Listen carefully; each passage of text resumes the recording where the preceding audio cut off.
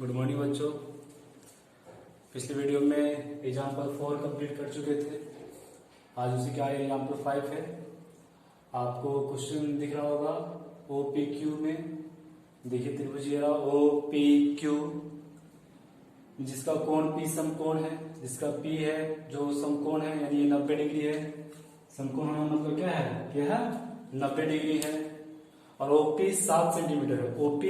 OP जो कि 7 centimetre है। और O Q minus P Q, O Q minus P Q, O Q और माइनस पी क्यू 1 सेंटीमीटर है। साइन क्यू और कोस क्यू का मान ज्ञात कीजिए। तो पूछा जा रहा है कि साइन क्यू और कोस क्यू का मान क्या है। यानी जो एंगल आपको दिख रहा है क्यू, ये जो एंगल दिख रहा है वो ये रहा। तो इस एंगल के रेस्पेक्ट में, इस कोण के रेस्पेक्ट में हमें कॉस और साइन का त्रिकोणमितीय अनुपात ज्ञात करना है। ध्यान रखिएगा, इस एंगल के रेस्पेक्ट में पूछ रहा है।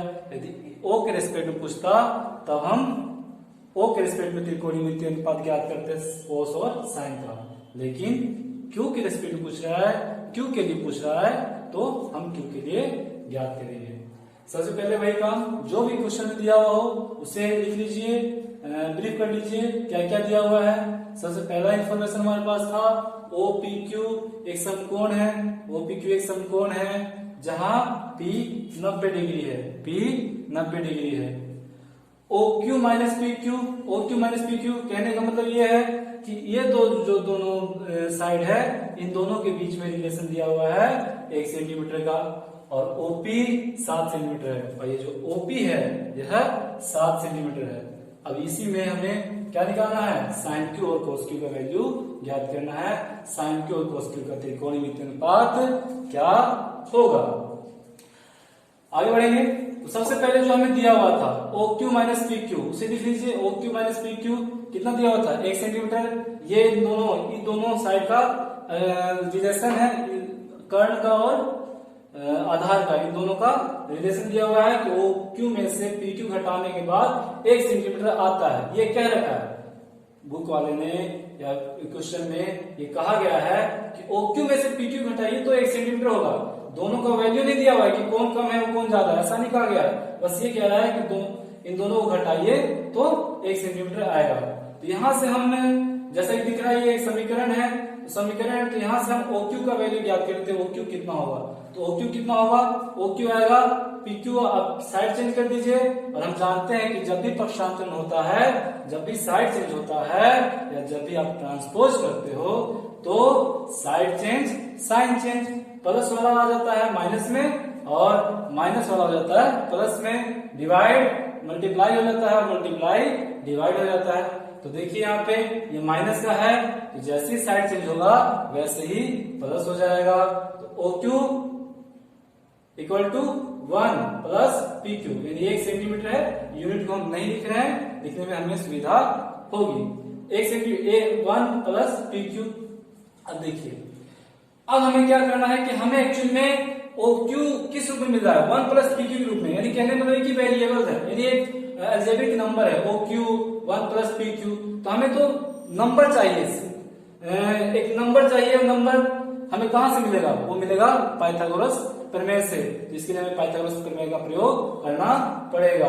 तो पाइथागोरस प्रमेय का प्रयोग करेंगे तो हमें क्या, इसका वैल्यू कितना सेंटीमीटर ये पता चल जाएगा, और ये कितना सेंटीमीटर जो कर्ण है ये कितना सेंटीमीटर है ये पता चल जाएगा। देखा पाइथागोरस प्रमेय से।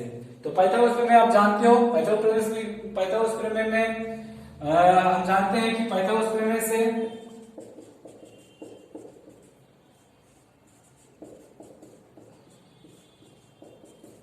पाइथागोरस प्रमेय से हमें क्या क्या मिलता है, कर्ण square equal to Aadhaar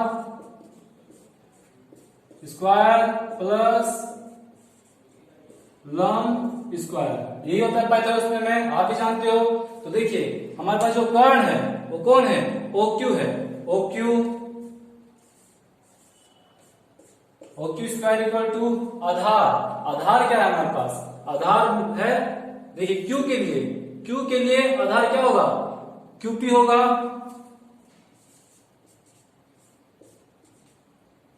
plus क्या होगा, जो लंब है वह ओपी होगा, ओपी स्क्वायर। उम्मीद करता हूं कि आपको दिख रहा होगा। अब चाहे तो स्क्रीनशॉट ले सकते हैं और लिख सकते हैं कॉपी में।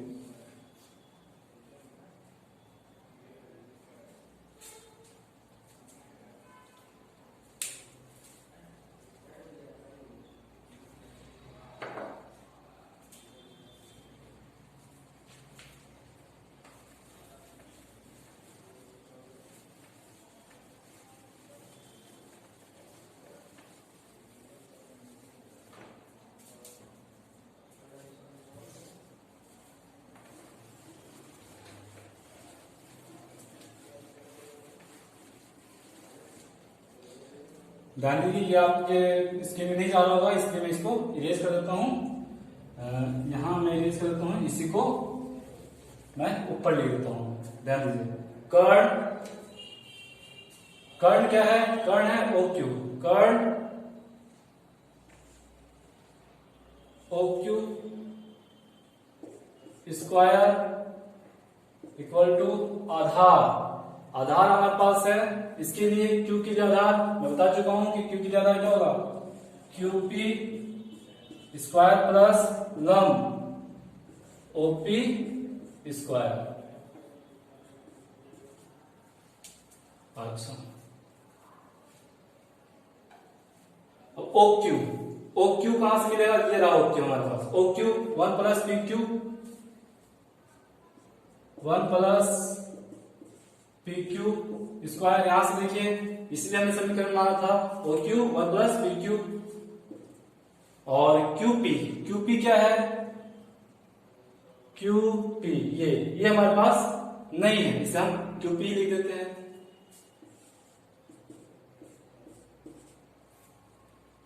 प्लस ओपी, ओपी कितना है, ओपी ओपी ये दिख रहा है आपको 7 सेंटीमीटर, 7 सेंटीमीटर। यूनिट को हटा देते हैं, यूनिट को हटा देते हैं। ऐसा नहीं कहता है कोई नियम है, इसलिए ताकि लिखने में सुविधा हो। बाद में जब वैल्यू हमें मिलेगा तो वहां पे यूनिट हम लगा देंगे। मैं ये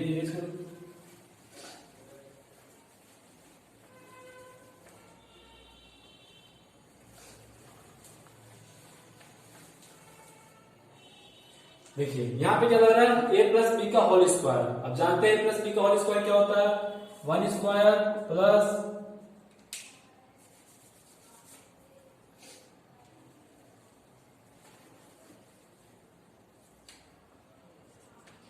1 square plus P Q square plus 2 P Q equal to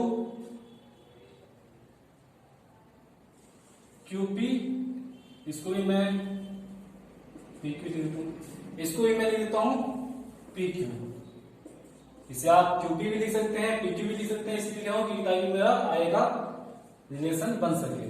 square plus 49, 7 का स्क्वायर कितना होता है, 49 होता है, 7 का वर्ग 49 होता है, यह आप भी जानते हैं।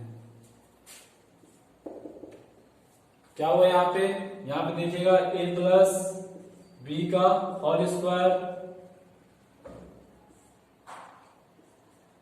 ए square plus B square plus 2ab यही होता है। 9th क्लास में आप पढ़ के आए हो, सीख चुके होंगे। यहां से P Q square P Q square P Q square P Q square ये आपको दिख ही रहा होगा। तो देखिए ये भी प्लस में है, ये भी प्लस में है, तो साइड भी चेंज कीजिएगा, चाहे इसका साइड चेंज कीजिए, इसका साइड चेंज कीजिए, दोनों में से किसी एक का साइड कीजिएगा तो माइनस में चला जाएगा और डिजिट जो भी नंबर है, जो भी वैल्यू है यहाँ पे, ये एक दूसरे को क्रॉस कर देंगे, काट देंगे। तो ऐसा करता हूं मैं, यहीं पे इन दोनों को हटा देता हूं। तो क्या बचा हमारे पास, 1 square plus 2pq equal to 49। ये यहाँ हट गया, ये भाग, ये दोनों हट गया, तो क्या बचेगा 1 square 2pq plus 49।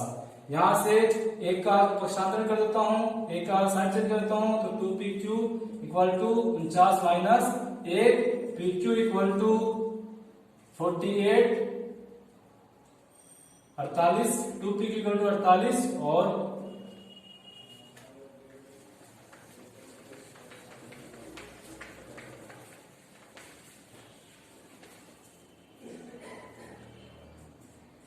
P Q equal to 48 बटा में 2, यह आ जाएगा 24 सेंटीमीटर। ये हमारे यूनिट के साथ लिख देंगे। तो क्या पता चला, पी क्यू कितना आया हमारे पास, पी क्यू आ गया हमारे पास पी क्यू क्या, ये पी क्यू, तो ये पी क्यू कितना है 24 सेंटीमीटर, ये 24 सेंटीमीटर आ गया। अच्छा अब बचा क्या, ओ क्यू कितना होगा, ओ क्यू इक्वेशन 1 हम देख चुके थे। इक्वेशन नंबर 1 हमारे पास क्या था, इक्वेशन 1 था हमारे पास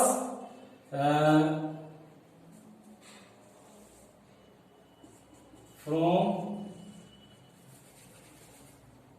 समीकरण 1 से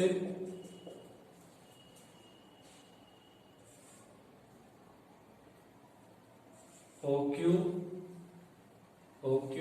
इक्वल टू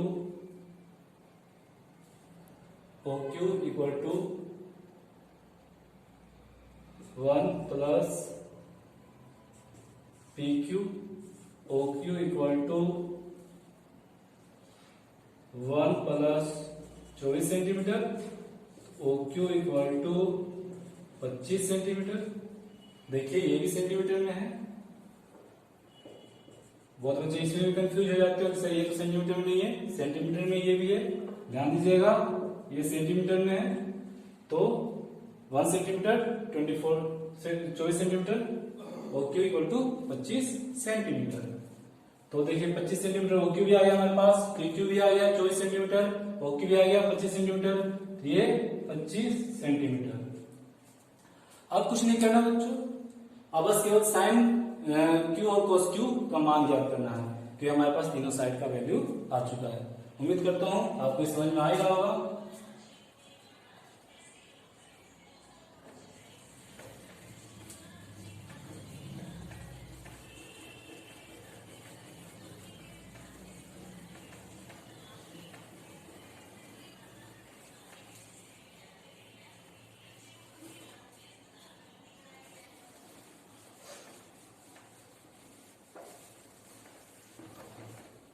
ध्यान दीजिए,